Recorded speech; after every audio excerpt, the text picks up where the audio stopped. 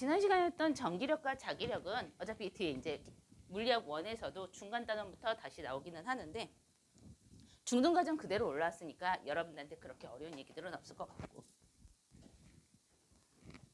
그럼 이번에는 마찰력을 한번 보도록 합시다. 마찰력은 물체의 운동을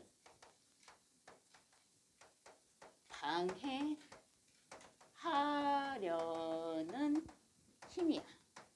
운동을 방해하려고 하는 힘이라는 것은 얘가 정지해 있어도 운동하려고 하면은 운동 못하게 미리 막는다라는 얘기가 되는 거겠지요. 맞지? 자, 예를 들어서 이렇게 생각해봐. 여기 이런 상자가 있는데 얘가 지금 정지해 있는 상황이라고 한번 따져보도록 합시다. 얘가 정지해 있는 상황이야. 그럼 예를 들어서 내가 얘를 갖다가 1N으로 민다라고 얘기한다면은 당연히 마찰력도 얼마야 되는 거야? 1N이라는 얘기가 되는 거겠죠. 내가 만약 얘를 갖다가 2N으로 민다라고 얘기를 한다면은 마찰력도 2N일 거야. 만약 내가 얘를 갖다가 0.0000000이 아니구나. 0. 얼마로 해야 되냐? 2.999999999 쭉쭉쭉쭉쭉 뉴턴으로 밀었는데 얘가 꿈쩍을 안 해. 그럼 얼마야? 얘도 2.99999 뉴턴이라는 얘기가 되는 거겠죠. 얘 아직 운동 안 했어. 근데 마찰력이 작용을 안 하면은 운동을 할 거잖아. 맞지? 그러니까 운동을 방해하려고 하는 힘인데 얘가 운동할 생각이 없다. 그러면은 마찰력 작용하지 않습니다. 역시 우리는 마찰력 그러면은 운동을 방해하려고 하니까 전제 조건은 뭐야? 만약 얘가 움직이고 있다라고 한다면은 방향은 무조건 운동과 반대 방향이라는 거죠. 이거 의외로 학생들이 수능으로 가면은 정말 잘 틀려.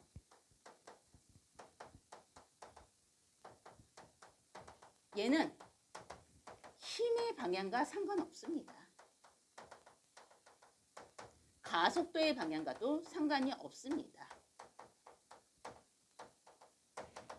이렇게 한번 생각을 해봐. 뭐 지난 시간에 배운 예를 들어서 갈릴레이에. 자, 그러면은 여기서 얘가 떼굴떼굴떼굴 굴러주고 있어. 갈릴레이는 마찰이 없는 이라고 얘기했지만은 실제적으로 불가능하죠. 무조건 마찰력이 생긴다라고 얘기를 했었었는데 지금 보면 알겠지만은 대략 봐도 지금 여기서는 빠르기가 점점 증가하고 있는 운동이란 말이야. 여기서 지금 최고 속도가 됐다가 점점 느려졌다. 여기서 정지했다가 다시 내려가는 운동이지요. 우리가 알고 있는 실제 생활에서는 어떻게 만들어질까? 당연히 얘가 여기서 이렇게 가서 여기에 멈췄다가 다시 여기 와서 여기에 멈췄다가 왔다 갔다 그러다 결국은 정지하게 될 겁니다. 누구 때문이야? 마찰력 때문이지. 그러면 진짜 여기서 이 공의 운동 방향은 이 윗방향이야. 맞지?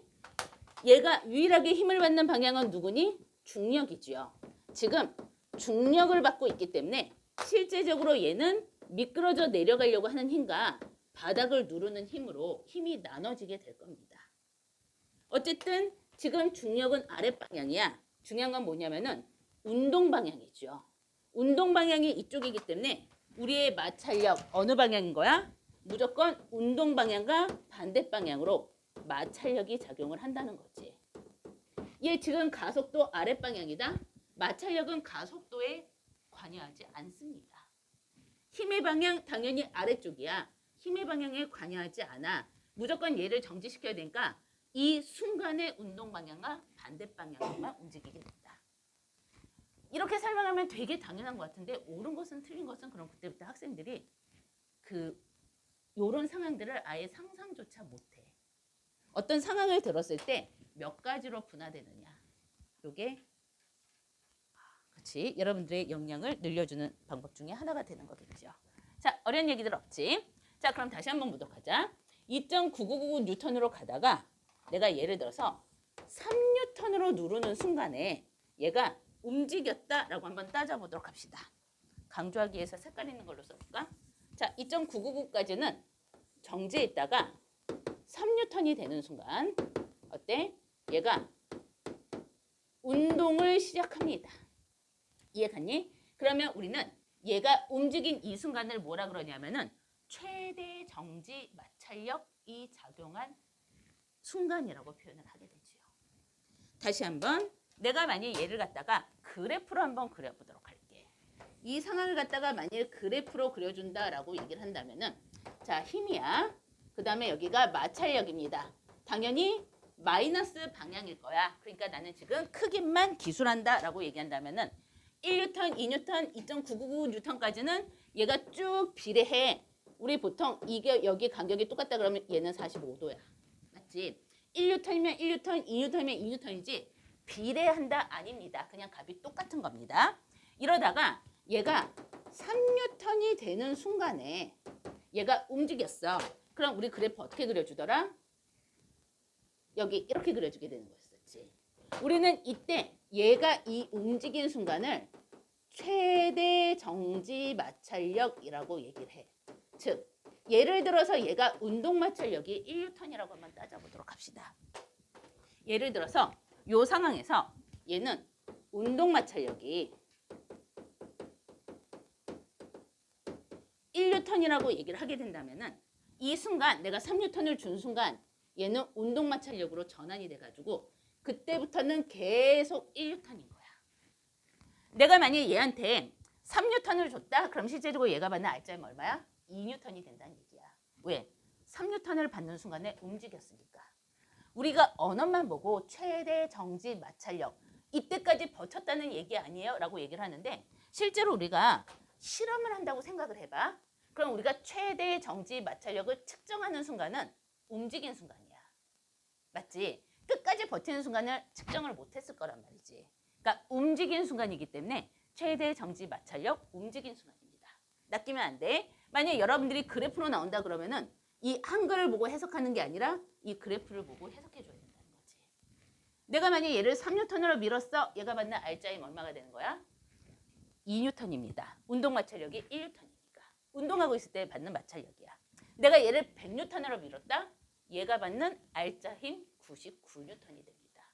1000뉴턴으로 눌렀다. 얘가 받는 알짜 힘 얼마니? 999뉴턴이 된다는 얘기겠지.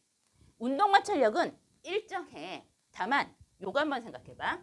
이 경우에는 운동 마찰력이 일정하지 않거든. 빗면의 기울기가 달라지면은 접촉면의 거칠기가 달라져 버려. 하지만 중고등학교 과정에서는 다루지 않습니다. 그래서 움직인다 그 순간에 무조건 운동 마찰력은 일정하다라고만 배우게 되죠. 그리고 실제적으로 이거를 이론을 물어본다라고 얘기하기보다는 대부분은 그래프를 주고 해석하시오라고 나오게 될 겁니다. 어려운 얘기들 없지? 그러면 방금 뭘 설명해줬다? 자, 다시 우리가 알고 있는 마찰력이야. 우리가 알고 있는 마찰력의 공식은 F는 뮤 N입니다. 이 뮤의 뜻은 뭐냐면은 이거 로마자야. 뮤라고 읽고요. 우리는 얘를 갖다가 마찰 개수라고 얘기해. 우리는 중학교 때 이 아이를 접촉면의 거칠기라고 배웠습니다. 그러니까 중학교 때는 얘가 유리판일 수도 있고 나무판일 수도 있고 스케이트판일 수도 있어. 스케이트판이면 무조건 제로라고 생각을 하고 풀어주시면 될 거고요. 그럴 리가 없지, 그치? 그런데 0에 가깝다고 생각하면 풀어주시면 될 것 같고요. 나무판이면 당연히 더 거칠 거고 얘가 누구냐에 따라서 달라지니까 개수인 거죠. 그 다음에 여기 N은 누구냐면은 노멀 포스의 약자입니다. 뭐냐면은 수직 항력이야. 우리는 중학교 때 우리가 알고 있는 마찰력 첫 번째 접촉면의 거칠기에 따라 달라지고 이건 너무나도 당연한 얘기겠죠. 그 다음에 두 번째 무게에 따라 달라지고 그 다음에 세 번째 마찰력 무게에 따라 달라지고 여기까지였나? 그치. 그 다음에 면적은 관계없다. 이렇게 배웠죠. 이 면적은 관계가 없다는 게 압력을 얘기하고 있는 거야. 1뉴턴인 상자를 이렇게 놔뒀을 때랑 1뉴턴인 상자를 이렇게 놔뒀을 때 둘 다 마찰력은 똑같이 작용합니다. 무게가 같기 때문에 라는 얘기였었지. 그런데 중학교 때는 무게가 정답인데 고등학교 때는 이게 오답 처리돼. 누구냐면은 수직 항력입니다. 우리 이렇게 한번 생각해봐. 지금 지금 내가 칠판을 지우고 있어. 얘 지우고 있는 원리 누구니? 마찰력이지. 마찰력인데 이 마찰력 지금 이 지우개의 무게랑 상관이 있어? 없습니다. 내가 칠판을 세게 누르고 밀었을 때 이때 세게 누르면 세게 누를수록 어떻게 되는 거야? 그 뭐지? 마찰력이 세지겠죠. 누르는 힘하고 관계가 있는 거야. 그렇겠지? 그런데 잘 생각해봐. 내가 얘를 엄청나게 세게 눌렀어. 그럼 이 칠판이 뽀샤집니다. 그럼 더 이상 마찰력 작용하지 않겠지.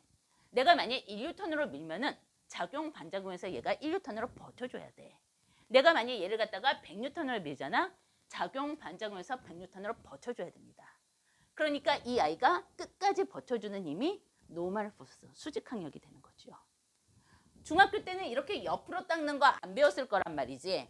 내가 이 교탁을 민다고 생각을 해봐. 그럼 이 교탁이 무거우면 무거울수록 마찰력은 커질 거잖아. 맞지? 그런데 이 교탁이 정말 무거워. 그럼 마찰력이 웬 말이야? 그냥 바닥이 내려앉아 버릴 건데. 그러니까 무게랑 관계 있다 아니고요. 수직항력하고만 관계가 있습니다. 고등학교 가면은 내신에 1번 문제가 바로 나와. 다름 중 옳은 것은 틀린 것은 마찰력은 무거우면 무거울수록 커진다. 중학교 때 그게 정답 처리되고 고등학교 때 오답 처리돼 버리죠. 어려운 얘기들 없지? 자, 그 다음에 두 번째. 지금 이거 한번 봐봐. 우리는 이 상황을 구분하면은 이 그래프란 언어로 다시 한번 보면은 마찰력은 3N을 기준으로 나눠지게 돼 있죠. 맞니? 얘는 지금 뭐냐면은 정지 마찰력입니다. 지금 우리가 보고 있는 이 정지 마찰력은 지금 내가 누르고 있는 힘이 증가하고 있어. 맞니? 그러니까 어떻게 돼? 마찰력도 증가하고 있습니다. 일정하지 않아. 여러분들 마찰 문제 나오잖아. 무조건 최대 정지 마찰력 딱 집어넣어서 얘가 정지 마찰력인지 운동 마찰력인지 구분하고 시작돼야 되는데 이것만 구분할 줄 알고 나면은 그 다음에는 정지 마찰력에서 낼 수 있는 게 없어. 얘 정지해 있는데 뭐 할 거야? 그렇겠지? 그 다음 나오는 게 이제 운동 마찰력이 되겠죠. 그러니까 우리는 이 정지 마찰력과 운동 마찰력으로 먼저 구분을 해줘야 될 것 같고 그 다음에 두 번째 우리가 알고 있는 운동 마찰력은 어떻다고? 운동 마찰 개수가 일정합니다. 그렇겠지? 그래서 얘는 계속 1N인 거야. 왜? 얘 무게가 어디 바뀌진 않을 거잖아. 그러니까 일정한 건데 우리 정지 마찰력을 한번 볼까? 내가 힘을 세게 주면 세게 줄수록 얘가 마찰력이 증가해. 그런데 딱 생각을 해봐. 무게가 변하지 않았을 거잖아. 그럼 누가 변한 거야? 마찰 개수가 변하고 있다는 얘기지요. 정지 마찰 개수가 쭉 올라가 수직항력이 변하지 않았을 거니까. 이해 갔죠? 어려운 얘기들은 없는 것 같다. 그래서 다시 마찰력 얘기가 나오면은 무조건 최대 정지 마찰력에 집어넣어서 요감 나오면 얘 움직이는 거야. 그리고 그때부터 계산하시면 됩니다. 단 이런 거 있다. 자, 요 그래프를 보고 한번 생각해봐. 굴러가고 있는 물체가 있는데 내가 얘를 갖다가 2N으로 밀었어. 얘는 어떤 운동을 보여줄까? 헷갈리면 안 되죠. 굴러가고 있는 물체가 있었어. 그럼 얘는 이미 운동 마찰력이죠. 2N을 밀어줬다라고 얘기하면은 가속도가 자 일정하게 굴러가고 있다 그러면은 알짜힘이 0인 거야. 그럼 이미 얘가 받고 있는 힘과 마찰력이 똑같다는 얘기죠. 그러니까 이렇게 생각하면 돼. 지금 요런 데 있잖아. 요 상자가 일정하게 등속도 운동을 하고 있어. 그럼 이미 미끄러져 내려가려고 하는 힘과 마찰력의 값이 똑같다라는 얘기가 되는 거겠죠. 이해 갔지? 그래서 알짜 힘이 0인 상황입니다. 내가 여기서 2N으로 밀어줬어. 선생님 여기 아닌가요? 아니지. 이미 마찰력 여기서 반영돼서 움직이고 있으니까 그냥 F는 MA, 알짜 힘 2N 넣어주면 되는 겁니다. 자, 이거 이해 안 간다 손 들어봐가 아니라 이해했다 손 들어봐. 그치? 다 같이 간 거야? 표정을 보니까 아닌 것 같은데? 자, 이렇게 만들어지게 됩니다. 그러면 하나만 더 설명하고 어제 우리 그거 있었잖아. 관성력. 공식이 어떻게 된다고? F는 MA야. 얘 역시 마찬가지인 거야. 정지에 있으려고 버틴단 말이지. 질량이 크면 클수록 관성력 셉니다. 정지에 있으려고 하는 그 관성력도 셀 거고 움직이고 있으면 그 운동 상태를 유지하려고 하는 관성력도 셀 거란 말이지. 맞지? 그리고 그 관성력을 깨는 순간 가속도가 발생하게 되죠. 그래서 역시 관성력 역시 F는 MA를 집어넣게 됩니다. 이해갔지? 가속도의 공식이자 관성력의 공식인 이유가 된다라는 거지. 그러면은 일단 여기서부터 여기까지 쭉 한번 훑어보십니다.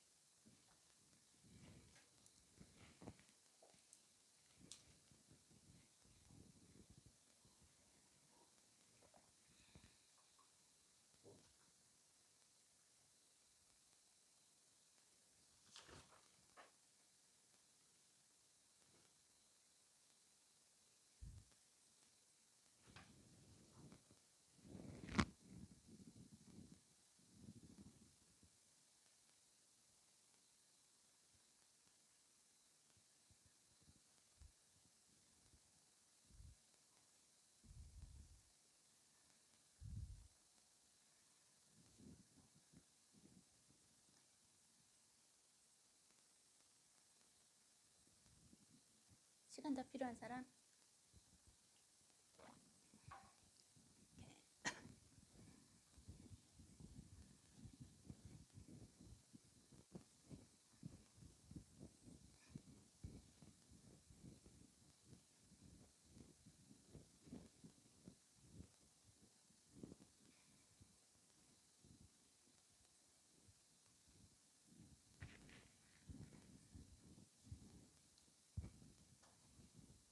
이런 거 한번 생각해봐. 이렇게 빗변이 있어.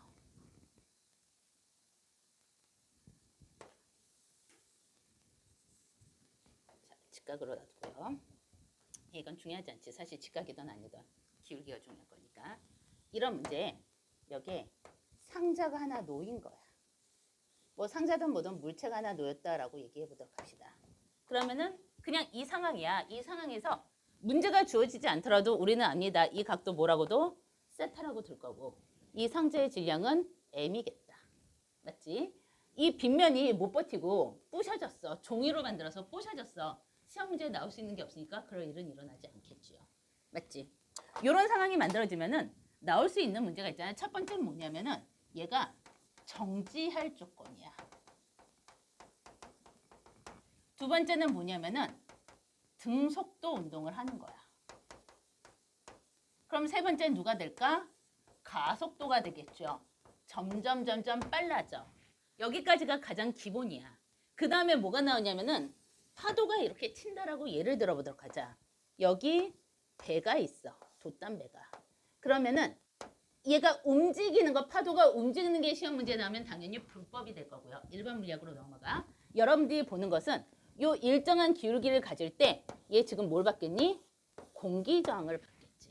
그런데 이 공기저항은 이 아이의 속도에 비례하거나 속도 제곱에 비례한다라고 나오게 됩니다. 공기저항은 물체의 속도가 빨라지면 빨라질수록 공기저항이 커지거든. 그런데 사실 이런 거지. 그 값이 그렇게 단순한 수학 공식으로 나오지 않아. 복잡한 수학 공식으로 나오니까 한 고등학교 수준에서 문제가 나온다? 그러면은 물체의 속력에 비례한다. 또는 물체의 속력의 제곱에 비례한다 정도로 나옵니다. 자동차 경주가 나오면은 제곱에 비례한다라고 나올 가능성이 조금 더 있고요. 만일 빗물이 낙하한다 그러면은 얘도 공기저항 받을 거잖아. 보통은 속도에 비례한다라고 나오게 되죠. 우리가 알고 있는 이런 거 있지. 구름이 있어. 이 빗방울이 계속 공기저항을 받으면은 땅에 닿는 순간에 굉장히 빠르게 떨어져가지고 우리 피부에 멍든대. 그러니까 그런 거 아니고 얘네들이 처음에는 이렇게 쭉 자유낙하를 하다가 어느 정도 속도가 빨라지면은 공기저항이 본격적으로 시작이 됩니다. 그럼 어느 순간인가 얘의 낙하 가속도와 그럼 중력 가속도겠지. 이 공기저항이 갖게 되는 가속도의 값이 똑같아지는 순간이 오거든. 그럼 어떻게 돼? 일정한 속도로 쭉 내려가게 돼. 그래서 우리는 그것을 종단 속도라고 얘기하죠. 그럼 학생들은 또 여기서 선생님 그럼 빗물이 여기 땅에 닿는 순간에 여기서의 속도는 얼마인가요? 라고 질문을 많이 해. 근데 잘 생각해봐. 빗물, 물방울의 크기라든지 이런 그 다음에 그건 빼야겠구나. 크기 정도? 그 정도에 따라서 공기저항 값이 달라지겠죠. 그리고 얘가 만약 좀 크다 그러면은 모양이 잘 찌그러지게 될 거야. 모양에 따라서도 달라지기 때문에 그 값을 정확하게 말해주기가 어렵습니다. 또 공기저항의 공식 그렇게 간단하지 않아서 우리는 이해하는 머리만 가지면 된다라고 얘기했잖아. 내가 정말 나중에 뭐 기상학자 막 이런 거 됐어. 일기예보를 뭐 얘기해야 돼. 이렇게 얘기하면은 우리는 데이터 집어넣으면 컴퓨터 모니터가 나한테 다 보여주게 돼 있어. 다만 얘가 왜 이런 답이 나오는지 알아야지. 자, 그러면 일단 여기 공기저항 그리고 뭐도 있겠니? 얘가 이쪽으로 내려가고 있거든. 그럼 이쪽으로 뭐가 작용해? 마찰력. 이런 거 전부 다 계산하는 문제부터는 경시형 문제가 됩니다. 그러면 우리 이제 간단한 것만 보도록 합시다. 지금 우리 이거 한번 봐줘야 돼. 정지할 조건은 말 그대로 마찰력과 미끄러져 내려가려고 하는 힘이 똑같으면 돼. 맞지? 등속도 운동도 운동 마찰력과 미끄러져 내려가려고 하는 힘이 똑같으면 돼. 다만 얘는 정지해 있고요. 얘는 운동 마찰력을 계산해 줘야 될 겁니다. 가속도는 운동 마찰력보다는 미끄러져 내려가려고 하는 힘이 훨씬 세면 되는 거겠다. 그러면 너무 옆에다 그렸나 싶기는 한데 이거 봐봐. 이 상황에서 얘가 유일하게 받는 힘은 딱 하나야. 누구니? 중력이지요. 우리가 알고 있는 중력 mg가 아랫방향으로 작용을 합니다. 그러면 이때 이 힘의 성분을 나는 나눠줘야 돼. 어느 쪽으로? 이쪽으로. 얘 지금 뭐야? 미끄러져 내려가려는 힘이야. 맞지? 그리고 나머지는 바닥을 누릅니다. 우리가 알고 있는 이 mg라는 중력은 이렇게 두 가지의 힘으로 나눠지게 될 건데 이거 한번 봐봐. 여기가 세타야. 그럼 여기가 수직일 거니까 여긴 90도 마이너스 세타가 되니까 여기가 세타가 된다라는 얘기가 되는 거겠네. 미끄러져 내려가려고 하는 이 힘은 여기하고 여기하고 길이가 똑같아야 돼. 그러니까 이 미끄러져 내려가려고 하는 힘은 얼마야? mg 사인 세타입니다. 이 바닥을 누르는 힘은 당연히 색깔이 예쁜 게 없네. 바닥을 누르려고 하는 힘은 이쪽이잖아. 그러니까 얘는 지금 누가 되는 거야? mg 코사인 세타가 된다라는 얘기야. 그러면 얘가 바닥을 mg 코사인 세타라는 값으로 눌렀어. 그러면 얘는 위로 버텨주는 힘이 누가 되는 거니? 수직 항력이 되는 거겠지. 노멀 포스야. 수직 항력이 얼마란 얘기야? 마이너스 mg 코사인 세타라는 얘기가 되는 거겠다. 어렵지 않지? 일단 이게 가장 기본적으로 얘가 갖게 되는 힘입니다. 그러면 다시 첫 번째 조건 한번 보도록 합시다. 정지할 조건이야.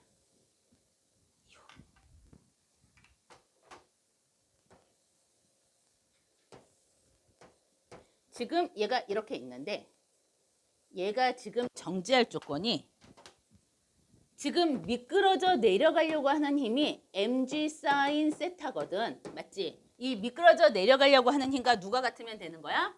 마찰력이 같으면 됩니다. 지금 우리가 원하는 마찰력은 F는 누가 되는 거니? 뮤 n이 되는 거였었지.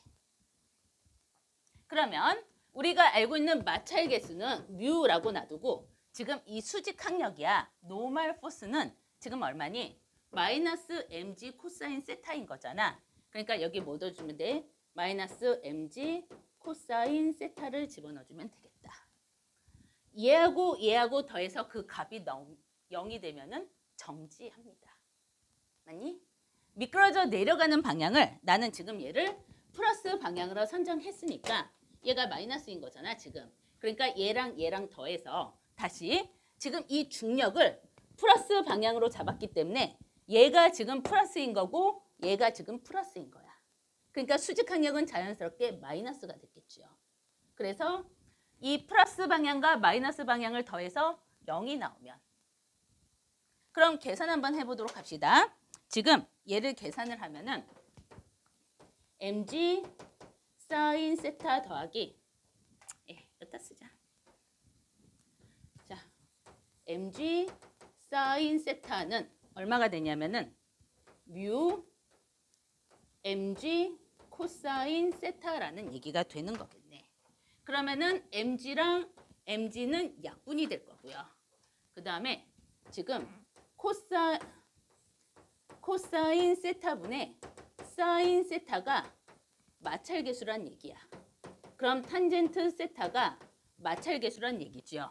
우리가 알고 있는 탄젠트는 뭐야? 기울기잖아. 맞니? 즉 기울기가 커지면 커질수록 어떻게 되는 거야?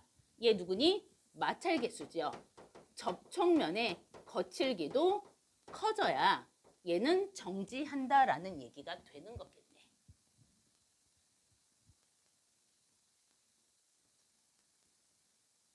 만약 얘가 기울기가 크면 클수록 어떻게 될까? 미끄러져 내려갈 가능성이 높아. 얘가 정지돼 있으려면은 그만큼 접촉면이 거칠어야 한다라는 얘기가 되는 걸 거잖아. 그러다 얘가 완전히 수직이 됐다? 그럼 우리가 알고 있는 탄젠트 90도 무한대로 치솟아 올라버리죠. 맞지? 마찰 계수가 무한대여야 완전히 달라붙어 있어야 가능한 일이 된다 라는 얘기가 되는 겁니다. 수학이란 언어로 표시하면은 이렇게 나온다는 얘기야. 그치? 여기서부터 여기까지 쭉 머릿속에서 한번 정리해 보도록 합시다.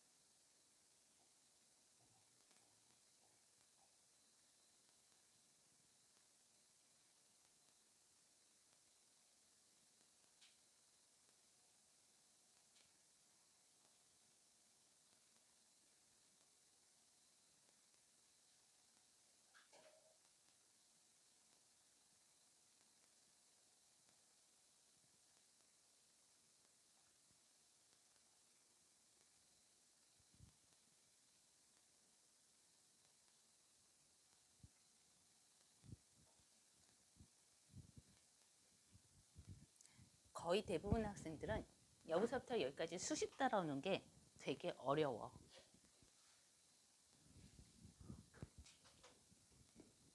어떤 빗면이 있다? 물체가 있어. 물체가 미끄러져 내려오려는 힘이 당연히 여기서 유일하게 받는 것은 중력밖에 없잖아.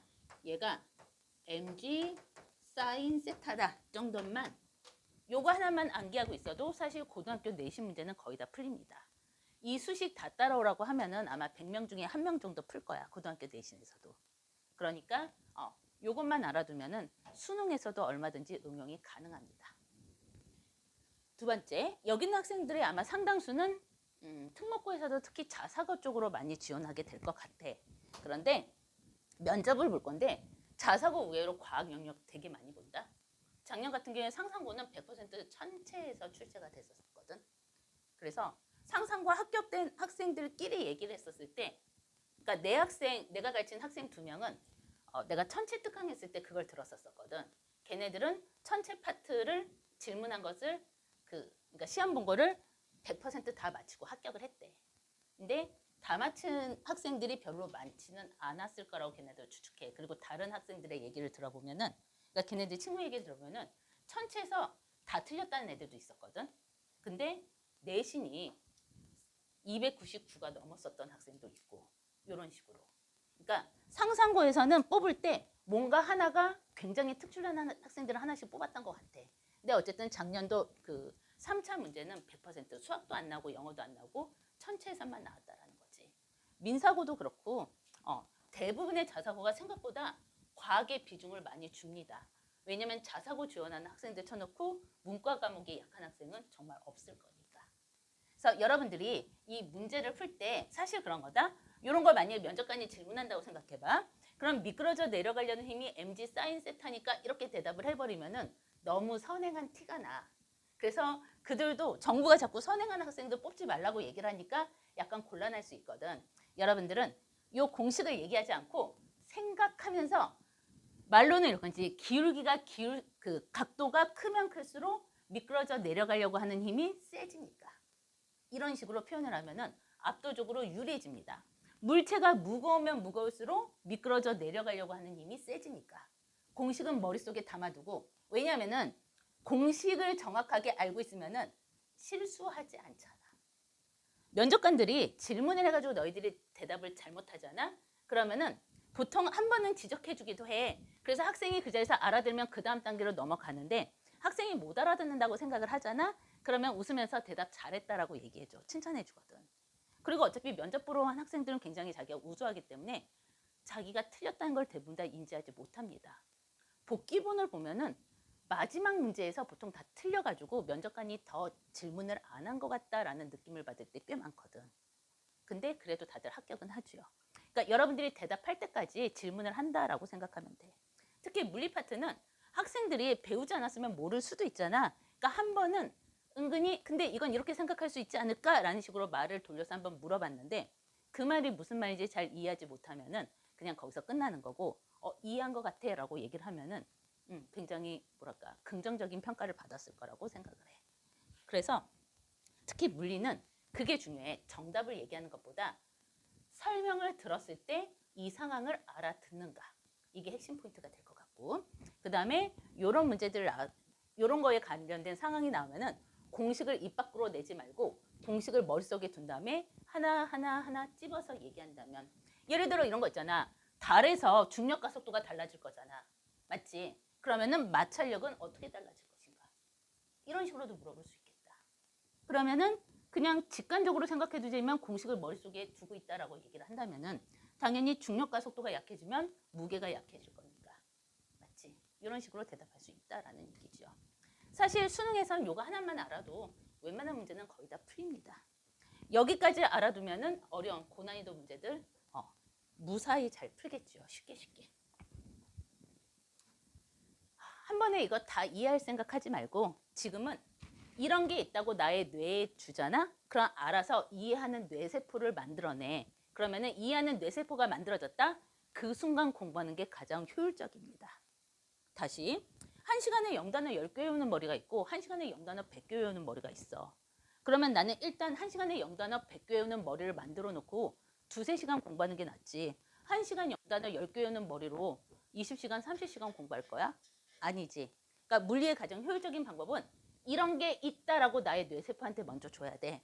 딱 이 순간만 집중하시고요. 그 다음에 냅둬도 됩니다. 그럼 그 다음에 뇌가 알아서 성장해. 나의 뇌는 성장하고 싶은데 뭘 성장해야 될지를 모르니까 그래서 성장 안 하고 있다고 생각하셔도 됩니다.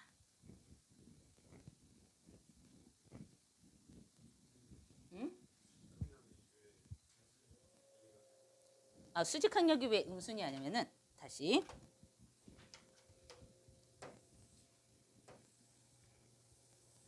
여기 상자가 있는데 이 상자가 유일하게 받는 힘은 누구냐면은 중력이잖아. 맞지? 그래서 나는 이 중력 자체를 플러스 방향으로 먼저 결정해버린 거야. 그러면은 이 중력에서 힘이 분산되니까 이 미끄러져 내려가려고 하는 힘이 플러스 방향인 거겠지. 그 다음에 빗면을 누르는 힘도 플러스 방향인 거겠지. 그러면은 얘가 빗면을 눌렀다? 얘가 버텨주는 힘이 수직 항력인 거잖아. 똑같은 크기의 힘으로 버텨주겠지. 얘가 수직 항력이니까 마이너스. 얘가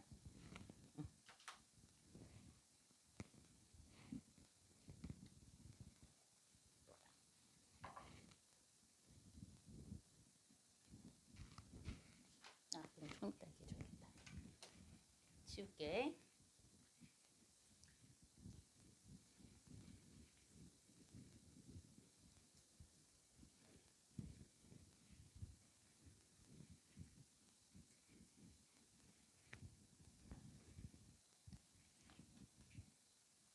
그 다음에 탄성력.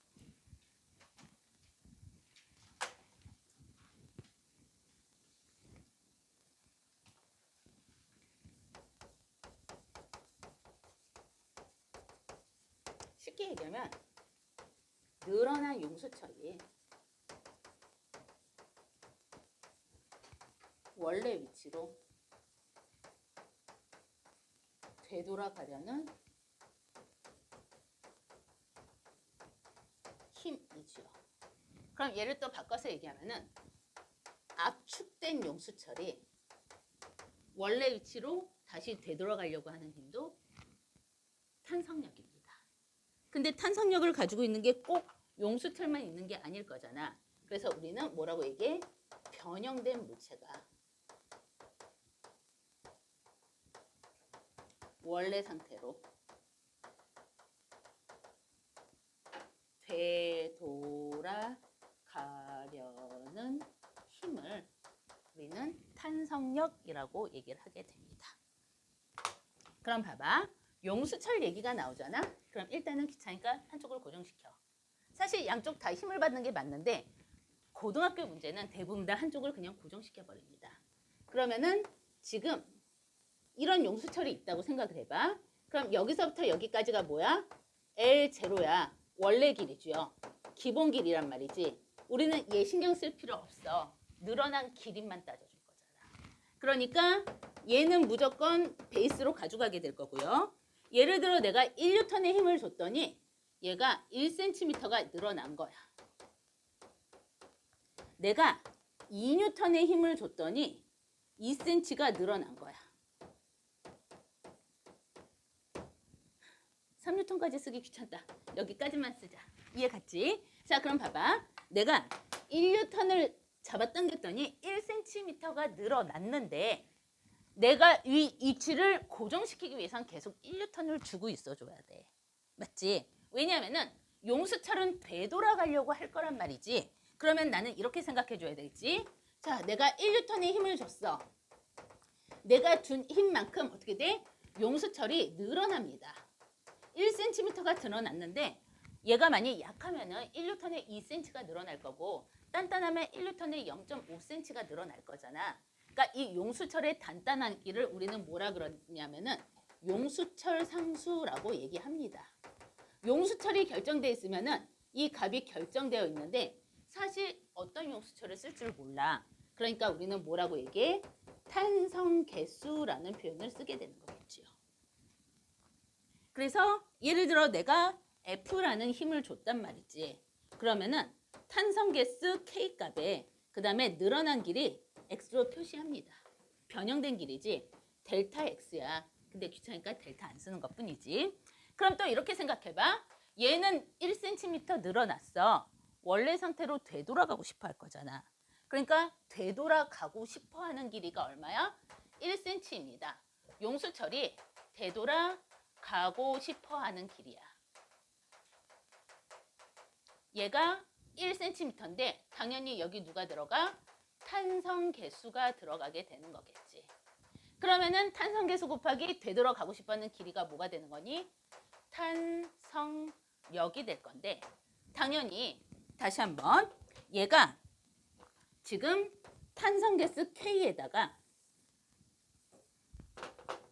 자, 탄성 개수 K에다가 1cm 늘어났으니까 1cm 되돌아가고 싶어 하는데 늘어났어. 되돌아갔어. 방향이 바뀌었잖아. 마이너스 값이 되는 거겠죠. 그러면 역시 마찬가지로 되돌아가려고 하는 이 길이만큼의 탄성력을 갖게 되는데 탄성력 힘이야. 방향은 뭐가 돼? 마이너스죠. 내가 준 힘의 반대 방향이야. 그럼 시험 문제는 탄성력을 구하세요 라고 나오면서 몇 센티미터 늘어났다라고 나올 거란 말이지. 시험에서 주어지는 게 몇 센티미터 늘어났어. KX야. 되돌아가려는 길이를 구하세요니까 보통 여기에다가 마이너스를 넣어서 구해줍니다. 어려운 얘기들은 없지? 요게 우리가 알고 있는 탄성력이야. 여기서 내가 10N을 줬더니 어머 용수철이 망가졌어. 그럼 더 이상 계산이 안 되겠죠. 이론상 용수철은 완벽하게 용수철 상수에 비례해가지고 늘어나다가 일정한 순간이 되면 용수철이 망가집니다. 그래서 더 이상 쓸 수 없게 되기 때문에 탄성 한계라고 얘기하는데 우리 분명히 다 볼펜 가지고 한 번쯤은 장난을 놀아봤어. 용수철 조금 건드렸을 뿐인데 이 볼펜 잘 작동 안 하기 시작하죠. 맞지? 용수철 생각보다 정말 쉽게 망가져. 그러면 요거 하나만 보도록 합시다. 이거 생각해 줘야 돼. 내가 2N의 힘을 줬다? 그럼 2cm가 늘어나. 그런데 내가 2N을 줄 때 처음부터 끝까지 한 번에 2N을 줄 수 있는 방법이 없습니다. 분명히 1N을 거쳐서 2N이 된다는 얘기야. 그래서 내가 얘를 2cm까지 늘릴 때 그럼 얘는 누구야? 최종 탄성력이 되는 거겠지. 내가 2N을 줬다는 것은 최종 탄성력이 마이너스 2N이 된다라는 얘기잖아. 내가 2cm까지 늘렸을 때 얘가 받는 탄성력 또는 내가 준 힘은 평균값입니다. 그래서 우리가 알고 있는 아니지. 평균 탄성력을 구하세요라고 얘기한다면은 얘도 길이가 늘어나면 늘어날수록 일정하게 힘이 늘어나게 될 거니까 어떻게 되는 거니? 0 더하기 최종 탄성력을 2로 나눠주면 돼. 평균 탄성력 F바로 표시하면 되는 거겠다. 그래서 뭐가 되는 거야? 2분의 1 F가 될 거고요. 얘가 누가 되는 거야? 2분의 1 KX가 되는 겁니다. 나중에 우리 위치 에너지 배울 때 나올 거야. 무게하고의 차이점이야. 지금 여기 100g인 상자가 있거든. 얘는 여기 있을 때 1N의 무게란 말이지. 맞지? 여기서도 1N, 여기서도 1N이야. 내가 얘를 10m를 쭉 들어 올리잖아. 계속 1m의 힘을 주고 있어줘야 돼. 1N의 힘을. 그런데 탄성력은 어때? 0에서부터 쭉 잡아당겼기 때문에 무조건 절반값 잘라서 평균값으로 내가 처음부터 그 힘 다 안 줬어. 0에서부터 시작했단 말이야. 무게는 위치에 따라서 변하는 게 없습니다. 왜? 지구 반지름 6,400km잖아. 그러니까 이만큼 뭐 10m든 100m든 뭐 크게 차이가 안 나는데 얘는 1cm만 달라지더라도 탄성력 어마무시하게 달라지겠죠. 이거 구분하고 나면은 전기력, 거리 제곱에 반비례한다? 그렇지. 근데 거리 제곱부터는 계산하시오 불법입니다. 적분공식 써야 되잖아. 그치? 이해하는 머리가 있느냐 없느냐 이 두 개만 구분하라는 얘기야. 머릿속에서 정리해 보도록 하십니다.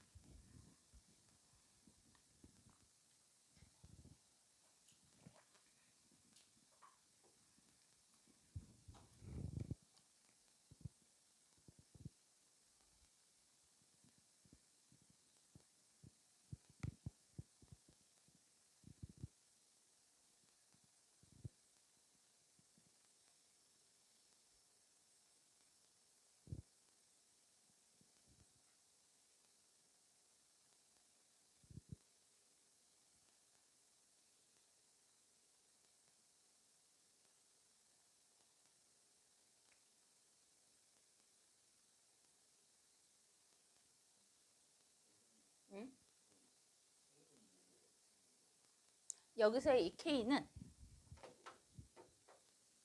이 용수장수 K를 탄성계수를 뜻하는 말이고 X는 색깔을 6으로 써야 구분이 가지. 늘어난 길이가 X로 표시된 거야.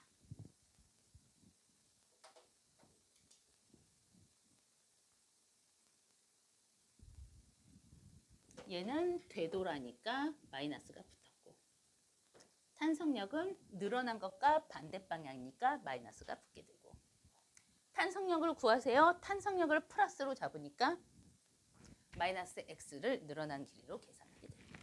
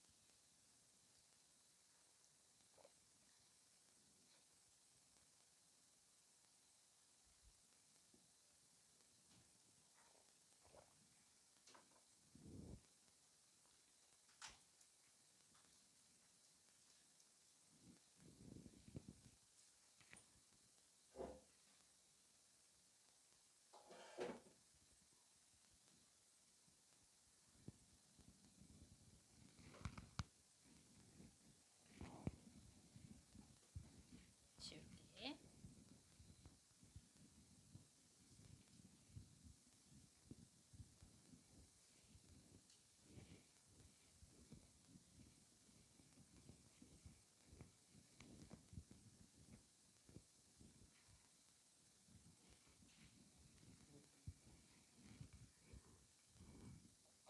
다음에 나오는 게 부력이지.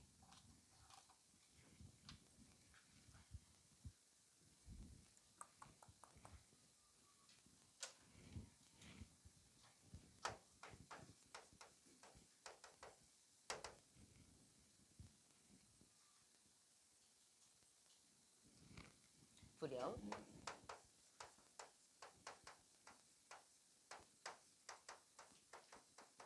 누굴 물속에 빠뜨릴까? 찬우를 빠뜨려 볼까? 물속에 빠진 찬우를 물이 들어 올려주는 힘.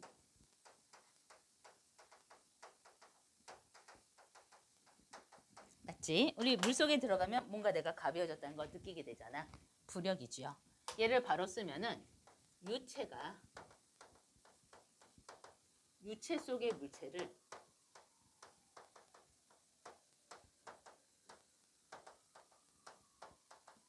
들어 올려주는 힘이지.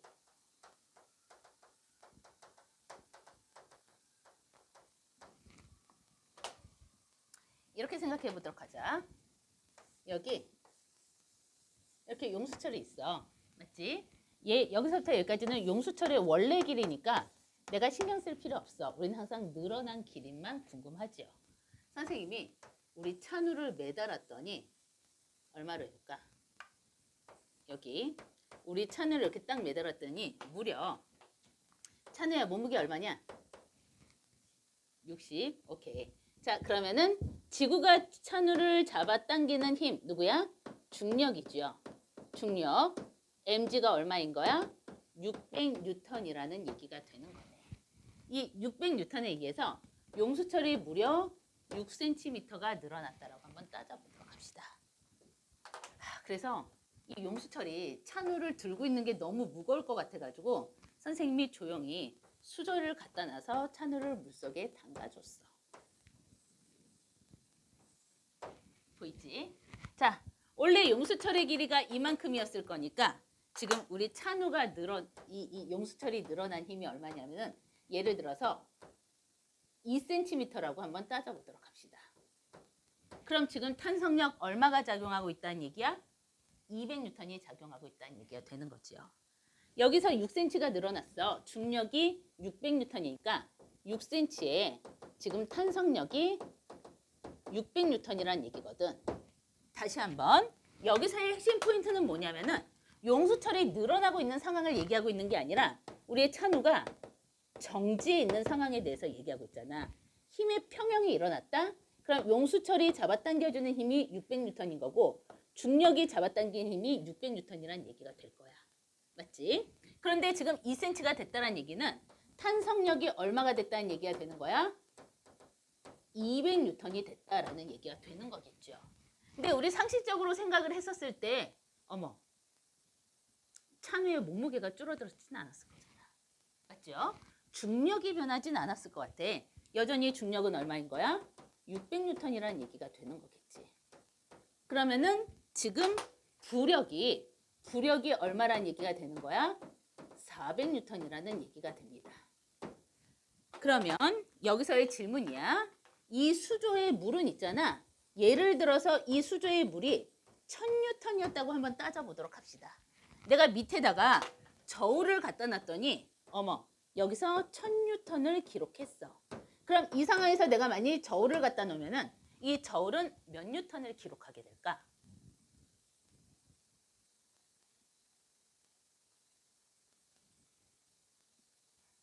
조용하구나.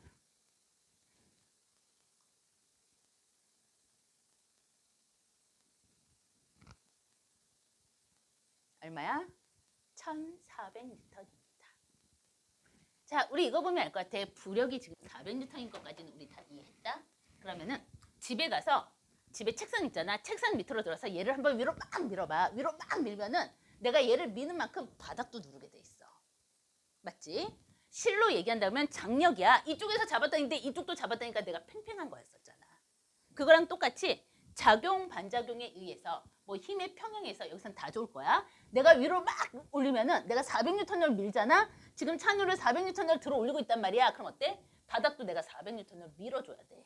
그러니까 원래 물의 무게 1000N에다가 물이 바닥을 누른 힘 400N이 더해져서 총 1400N을 기록하게 됩니다. 저울에 기록된 거 1400N이야. 자, 1분 줄 테니까 이거 한번 생각해봐, 머릿속에서.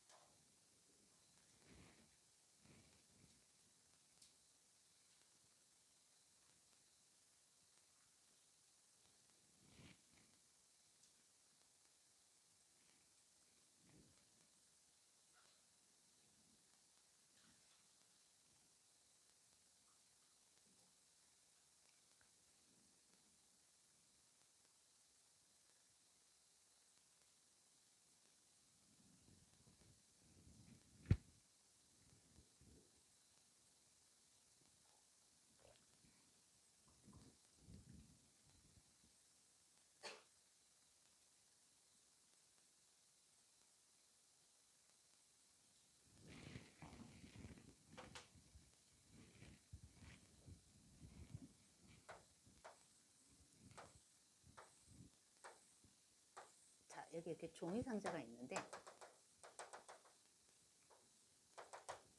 선생님이 지금 이 종이 상자 안에 있단 말이지. 이 종이 상자 밑에 체중계가 이렇게 있어. 자, 선생님이 체중계를 누르는 힘 얼마야? 300N. 이 종이 상자는 닫혀 있습니다. 근데 선생님이 날개를 활짝 펴가지고 말이지.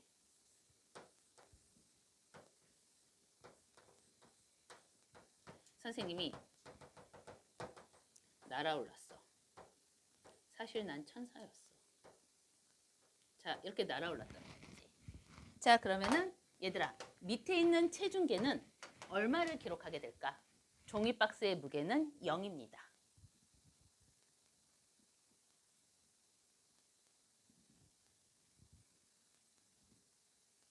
설마 지금 그림 보면서 선생님 저건 천사가 아니라 바퀴벌레인데 막 이런 생각하고 있는 거 아니겠지, 얘들아? 천사야, 마음의 눈깔로 봐봐. 자, 선생님이 날아올랐어. 밑에 있는 체중계 얼마야? 300N이지요. 내가 공기를 눌러야 되잖아. 공기를 300N을 눌러야 내가 위로 떴겠지. 이해가니? 공기가 눌러줄 겁니다. 부력의 일종이지요.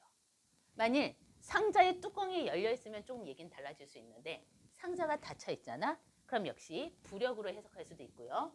작용, 반작용으로 해석할 수도 있습니다. 우리 수영 배울 때 있잖아. 내가 물을 헤치고 나갈 수 있는 거 작용, 반작용이라고 중학교 때 나오거든. 우주에서는 내가 무슨 짓을 해도 아니지. 내가 우주에 둥둥 떠 있는 데 있잖아. 저기 지구가 있는 거야. 난 지구로 귀환해야 돼. 그러면은 할 수 있는 일은 첫 번째 있잖아. 내가 옷을 벗어서 지구 반대쪽으로 던지는 거지. 그럼 어떻게 돼? 내가 지구 쪽으로 움직이게 되겠지. 다만 얘들아, 땅에 도착했을 때 옷을 벗고 있으니까 우린 갑자기 터미네이터가 될 수 있어. 옛날 영화인데 아닌지 모르겠다. 미래에서 왔는데 미래에서 오면서 옷은 없는 거야. 그래서 처음에 딱 알몸으로 도착한 다음에 제일 먼저 하는 일이 이제 남의 옷 훔쳐쓰기. 여기서부터 시작되는 영화거든. 어쨌든 이러면 될 거란 말이지. 그럼 두 번째, 선생님 저는 그런 짓은 못 하겠는데요. 그러면은 또 하나는 뭐냐면은 여기가 지구야. 저쪽을 쳐서 침을 탁 뱉는 거지. 그러면 어쨌든 침만큼의 질량이 저쪽으로 가니까 나는 아주 천천히 볼 나갈 수 있을 거야. 맞지? 근데 침을 너무 많이 뱉어가지고 이제 더 이상 뱉을 게 없어. 그러면은 몸을 돌려야 돼. 이거는 본인의 근육에 의해서 쉽지 않아, 절대로. 왜냐면 작용, 반작용이 안 되니까. 그치? 정말 숙련된 운동선수만 가능할 것 같기는 하는데 어쨌든 몸을 돌려서 지구 반대쪽으로 방귀를 끕니다. 그럼 역시 가스가 나가니까 또 볼 나가게 되는 거겠지. 가스가 나간 순간에 가속도가 붙고 그 다음엔 등속도가 될 거니까. 어쨌든 이런 것들 우리는 작용, 반작용으로 배웠는데 유체에서는 부력으로도 해석할 수 있는 부분이 되는 거겠죠. 우리 중학교 과정에서 이제 이런 걸 배웠거든. 여기 물이 있는데 내가 뭘 놔볼까? 그래. 일단은 쇠구슬, 요만한 크기의 쇠구슬을 넣고요. 이 쇠구슬이 받는 중력이 예를 들어서 500N이라고 한번 따져보도록 합시다. 그 다음에 요만한 크기의 누굴 놔둘까? 쇠를 놔뒀으니까 이번에는 나무. 요만한 크기의 나무를 놔뒀는데 예를 들어 나무는 200N이라고 한번 따져보도록 할게. 중력이. 그 다음에 요만한 크기의 스타이로폴을 놔뒀는데 예를 들어서 얘가 받는 중력은 100N이라고 한번 따져보도록 합시다.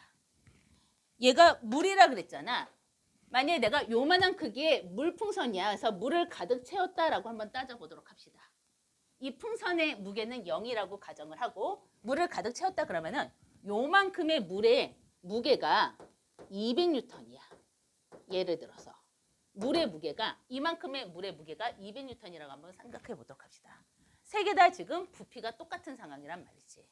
그럼 결론적으로 얘기해서 이 부피만큼의 물의 무게가 부력으로 작용을 하게 됩니다. 그러면은 이 쇠는 지금 부력 얼마 받게 되는 거야? 200N 받게 돼. 지금 이 나무 부력 얼마 받게 돼? 200N 받게 돼. 스타이로폴 부력을 200N을 받게 돼. 그럼 이 쇠는 최종적으로 가라앉겠네. 왜? 중력이 500N, 부력이 200N. 그러니까 가라앉습니다. 요 나무는 중력이 200N, 부력이 200N이니까 내가 물의 중간에 아주 가만히 놔두면은 둥둥 떠 있는다는 얘기겠다. 지금 이 스타이로폴은 봐봐. 중력이 100N인데 부력이 200N이야. 어떻게 되니? 위로 쭉 올라가서 어디까지? 정확하게 딱 절반 걸칠 때까지. 왜냐하면 이 부력은 물의 장기 내에 한해서만 작용을 하게 될 거니까 여기 오면 부력이 얼마가 돼? 100N이 되겠지. 딱 절반 거쳤으니까. 그러면은 힘의 평형에 의해서 여기서 정지하게 되는 거야. 이해 갔죠? 우리가 알고 있는 부력의 공식은 F는 rho V G입니다. 여기서 이 I는 뭐라고 읽냐면은 rho라고 읽어. 로마자죠. 밀도입니다. 유체의 밀도야. 그럼 여기서는 물의 밀도지. 우리 첫날 배웠던 것 같아. 물의 밀도 얼마야? 1000 킬로그램 퍼 세제곱미터라고 얘기했었어. 그치? 물리시간 되면 1000으로 바뀌는 마법이 시작된다. 자, 그 다음에 두 번째 V가 나오면 말이지. 얘가 볼트일 수도 있을 것 같고 전압이 나왔으면은 또는 벨로시티가 나왔을 수도 있겠지만은 여기선 뭐의 약자니 하니? 볼륨입니다. 그러니까 누구니? 부피의 약자죠. SI 단위는 얼마야? 당연히 세제곱미터일 거야. 여기 있는 이 G는 누구냐 하니? 우리가 알고 있는 중력 가속도입니다. 별 얘기 없으면 얼마 넣어줘야 돼? 9.8m/s의 제곱을 넣어줘야 돼. 근데 우리 이거 밀도 한번 보도록 합시다. 밀도의 공식이 누구더라? 부피분의 질량이거든. 압축된 정도라고 얘기했었어. 그치? 얘들아, 나중에 누가 나를 민다. 그때 나는 나의 체지방에 자부심이 있어. 나의 이 부피에 자부심이 있으면 꼭 껴안아. 그럼 무조건 걔가 아래로 깔린다라고 얘기했었잖아. 기억나지? 압축률이네. 얼마나 압축됐느냐. 부피분의 질량인데 밀도는 다 알아. 근데 밀도 곱하기 부피가 나왔다? 나는 이게 당연히 질량이라고 생각을 하는데 공식 외우지 않아도 직관적으로 질량이네 라고 생각을 하는데 학생들이 나한테 시비 걸어. 선생님 우리 안 배웠는데요? 야, 이걸 배웠는데 지금 이걸 안 배웠다라고 얘기하면은 니들 잘못이지. 그치? 표정들이 그래 내 잘못으로 하자. 선생님 이것까지 꼼꼼하게 가르쳐 주셨어야지. 지금 그 표정들인 거야? 으유 이 자식들. 자, 로 V입니다. 얘가 누구야? M이네. 그러니까 여기 지금 얘가 누가 되는 거야? 로 V, M이지요. 그리고 곱하기 중력 가속도 G가 나왔어. 근데 얘들아 이 M, 이 질량은 누구 값이냐면은 물의 밀도 곱하기 물체의 부피입니다. 즉 물의 밀도면서 그만큼의 부피들인 거잖아. 이해가지? 그래서 이 잠긴 부피만큼의 물의 무게가 되는 이유가 여기 있는 거야. 공식으로 따져준다라고 얘기를 한다면. 그래서 부력의 공식은 rho VG입니다. 자, 머릿속에서 한번 정리해 보도록 합시다.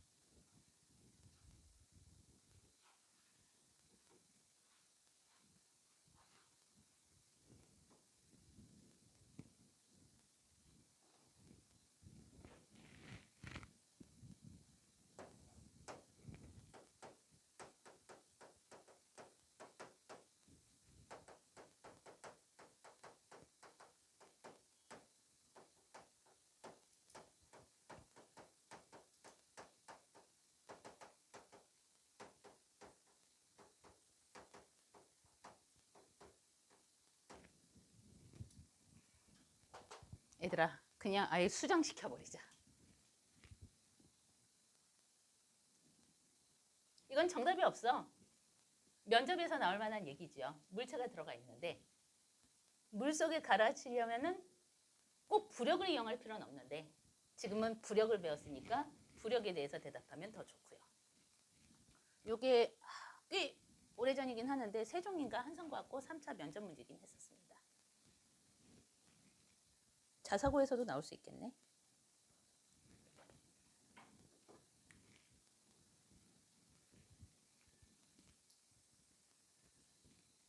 누구든 그렇게 과학적으로 대답을 하면은 다음 주가 아니지 내일 찬우에게 숙제 테스트를 한 장 더 주겠어. 기쁘지? 친구의 괴롭힘이 너희들의 즐거움이 아니구나. 아, 표정들이. 생각해봐 얘들아. 요거 꼭 유체가 아니어도 대답할 수 있는 거 많아. 부력 안 써도 되긴 하거든. 그런데 우리 지금 요거 배웠잖아. 여기서 뭔가 응용하면은 찬우를 물속에 가라앉힐 수 있는 방법은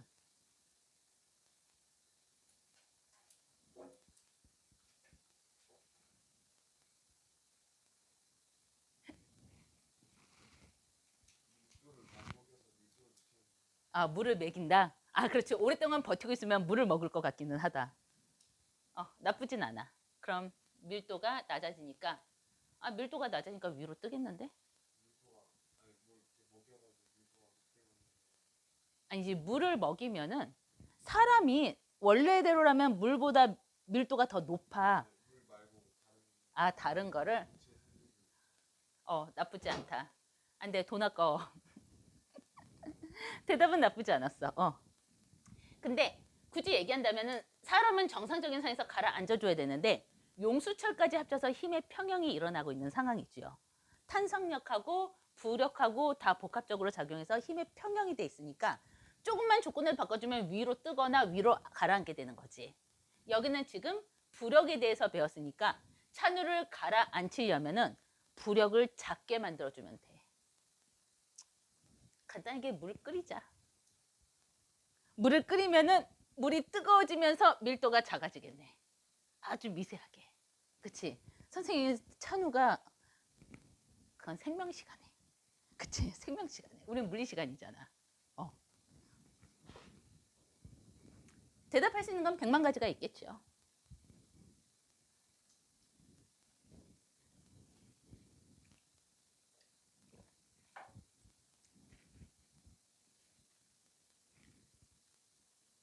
난 학생들이 열심히 필기를 하면은 다른 선생님들은 되게 뿌듯하다는데 나는 약간 불안해. 지금 이해를 못하니까 다 이렇게 적고 있는 거지? 라는 생각을 하게 만드는 거지.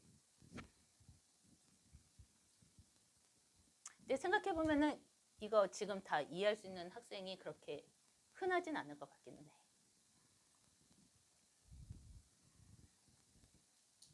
다시 한번 얘기하지만 여러분들 뇌한테 워밍업을 먼저 시킨 다음에 충분한 시간이 지나고 공부를 하는 것이 가장 효율적입니다.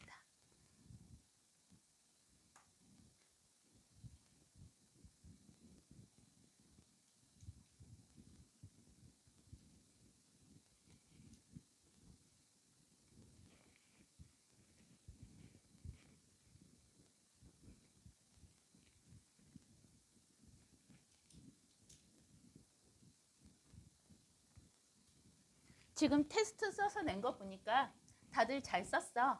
잘 썼는데 지금 보면은 첫 번째 우리 전기력을 배우잖아. 그럼 전기의 힘이야. F가 되는 거죠. 얘는 누구야? 힘의 일종이고요. 전기장을 배우면은 electric field의 약자라고 얘기했잖아. E로 표시하게 되는데 이거는 전하. 그러니까 누구야? 전기적 성질이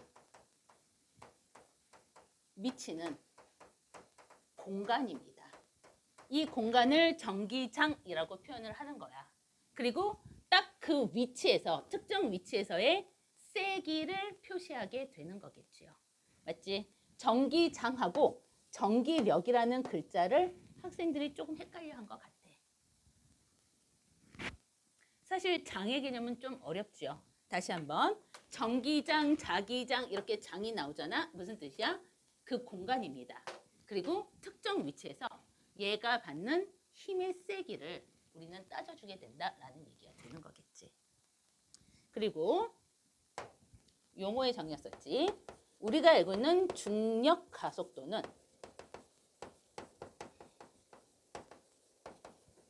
9.8m/s의 제곱이거든. 얘 누구니? 이미 가속도의 단위가 나온 거지요. 그러니까 구체적인 숫자가 나왔어. 우리 보통 중력 가속도에다가는 상수라는 표현 쓰지 않습니다. 비례상수 이런 데 쓰는 말이기 때문에 안 씁니다. 내가 잠깐 생각해 봤는데 굳이 틀린 개념은 아닌 것 같아. 근데 일반적으로 쓰진 않는다는 얘기야. 중력 가속도는 이미 여기 뒤에서 단위가 나와 있기 때문에 물론 이제 우리가 알고 있는 탄성 개수, 용수철 상수 이런 거 단위 다 있기는 하지만은 아무튼 상수라는 표현 안 씁니다. 개념 자체는 틀리지 않은 것 같아. 그 다음에 다 봤나? 그 다음에 2. 이거는 양성자 한 개의 정기적 성질의 세기잖아.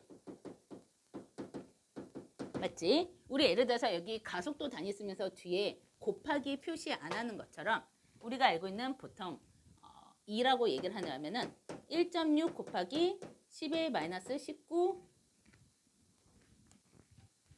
클롱이라고 쓰고요. 단위가 되는 거겠지. 그 다음에 우리가 원하는 1클롱이야. 1클롱은 숫자를 이렇게 써주지.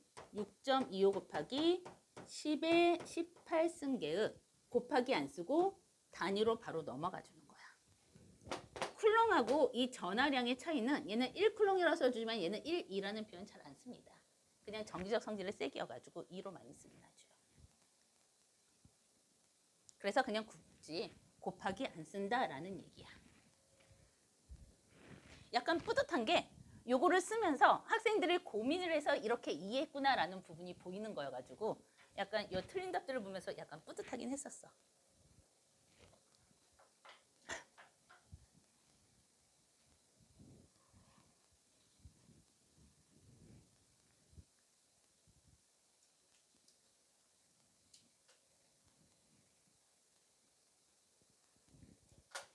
지울게.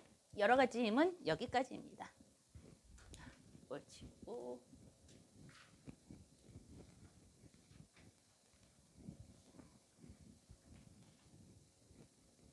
근데 용어 같은 것을 완벽하게 외우려고 또 그렇게 노력할 필요는 없는 것 같아. 왜냐하면은 이게 딱 고등학교 수준의 용어인 거잖아. 여러분들 대학교 가면 이 용어가 다시 업그레이드 되니까 본질적으로 그냥 이해하려고 하는 노력이 가장 중요합니다. 자, 첫 번째는 빨강이라는 색을 봤을 때 나는 빨강이라는 색깔을 알아야 되는 거고 레드라는 단어를 봤을 때 레드라는 색깔을 알아야 돼. 무슨 말인지 알겠지? 그래서 빨강이든 레드든 같은 색깔을 떠올리는 게 중요한 거지 빨강을 레드다라고 외우는 건 의미 없습니다. 빨강하고 흰색하고 섞었다 라고 얘기하면 여러분들은 직관적으로 분홍색이 막연하게 머릿속에서 그려져야 돼. 분홍이란 단어를 모르는 건 중요하지 않아. 대략 어느 정도 느낌의 색깔이 나오는지는 감지할 수 있어줘야 된다. 여기 있는 거겠죠. 그러면 잠깐 껐다가